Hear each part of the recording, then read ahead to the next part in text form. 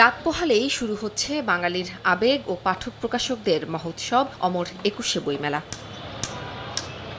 স্টলগুলোতে চলছে শেষ মুহূর্তের কাঠামো নির্মাণ ও রঙের কাজ। কর্মীরা জানান দিনরাত সমান তালে কাজ করছেন তারা। লক্ষ্য একটাই, উদ্বোধনের পরেই যেন স্টলগুলো ক্রেতা ও দর্শনার্থীদের জন্য প্রস্তুত থাকে।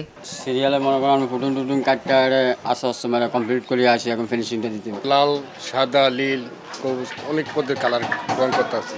দুই একটা কাজ বাকি রয়েছে, এগুলো আজকে রাত্রের মধ্যে কমপ্লিট হয়ে যাবে। বুধবার সকালে মেলার নিরাপত্তা পরিকল্পনা নিয়ে সংবাদ সম্মেলন করেন ডিএমপির অতিরিক্ত পুলিশ কমিশনার। বলেন, বইমেলা ঘিরে এবার কোনো ধরনের নিরাপত্তা শঙ্কা নেই। বইমেলার সার্বিক নিরাপত্তায় থাকবে পর্যাপ্ত সংখ্যক পুলিশ সদস্য।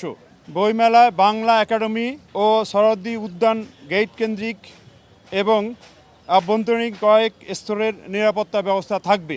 নরমালি আশঙ্কা নেই, তারপরে আমাদের প্রস্তুতি থাকবে। বিকাশ পেমেন্টে ১০,০০০ টাকার বেশি অফার। শপিং চলছে তো।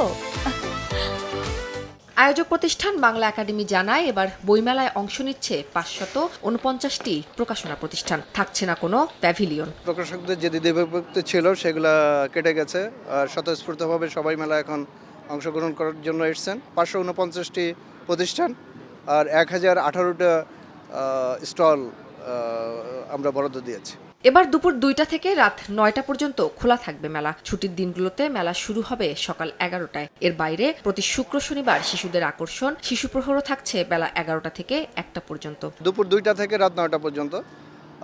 শুক্র শনি বা বন্ধের দিন সকাল ১১টা থেকে রাত ৯টা পর্যন্ত।